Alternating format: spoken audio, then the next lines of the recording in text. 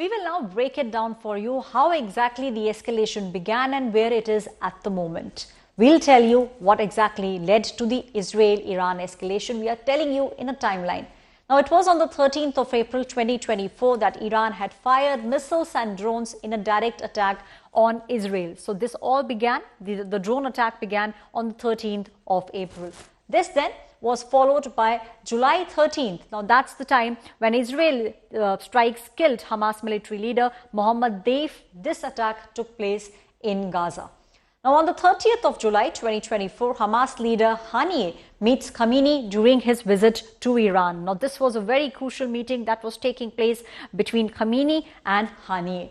Now, after this, on the 31st, just the very next day, Hamas leader Haniyeh was killed. Hamas and Iran, both of them blamed Israel for that attack that took place. Now, you shift focus and move to August 28th. That's the day when Israeli had targeted Palestinian on the West Bank, and there were raids, multiple raids that were being converted. Now, when we move on next from August 28th, September 27, almost a month later, that's when Israeli airstrike had killed Hezbollah, who was the Hezbollah chief, Hassan Nasrallah. So this was a big strike being done on the 27th of September. 1st of October, it was Iran that launched missiles at Israel after the assassination attempt. This was the time when they retaliated back. Hamas leader Haniyeh was then killed by Israeli forces. This took place on the 16th of October. Hamas leader Yahya Sinwar was being killed by the Israeli forces. On the 19th of October, there was a drone attack that took place at Netanyahu's residence. Now, this was a crucial retaliation which was being done. The Prime Minister of Israel, Benjamin Netanyahu's house, was attacked by a drone. On the 26th of October, it was Israel that had struck back, and they struck Iranian military sites with precision airstrikes. So this is almost the complete timeline of how the escalation every 3 to 4 days has been increasing. My colleague Ashraf Fani is now joining me on the broadcast. Ashraf, one of the things that we have seen is that the escalation has been going on tit for tat. Now we are seeing measured statements coming in from both the sides, and United States now giving out a very clear signal and saying, if you retaliate now, we will be standing with Israel, a warning of sorts to Iran. Ashwarya, it is necessary to understand. 2 days back, the U.S. Secretary Biden was in the Middle East. He visited Israel and he visited then Qatar. He then went to Saudi Arabia and finally met the Lebanese caretaker prime minister in the London. So it means that the U.S. is trying to bring that due ceasefire in this ongoing war between Israel and Hamas, Israel and Hezbollah.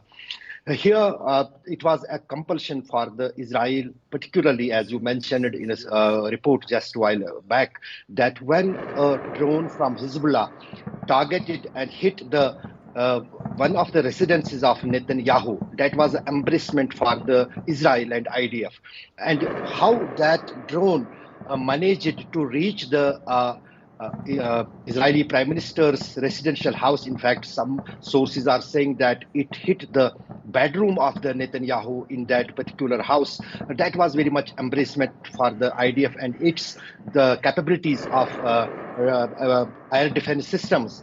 To give some kind of a sense, America as well as the US made it clear that the due response to the Iran is now necessary, and that is why today we have seen the attack carried out by the IDF and its air force in the Iran. In this attack, what the ground realities are now clearly coming up are that only some of the army bases of Iran had been targeted. There is minor damages in those bases and a kind of a message from Israel to Iran that they can target to any facility or any target inside the Iran. Also, we are seeing that what will be the response of Iran, about which the US has already issued the statement that they are going to defend the Israel. US is already defending the Israel. They have sent a few days back Right, Ashraf.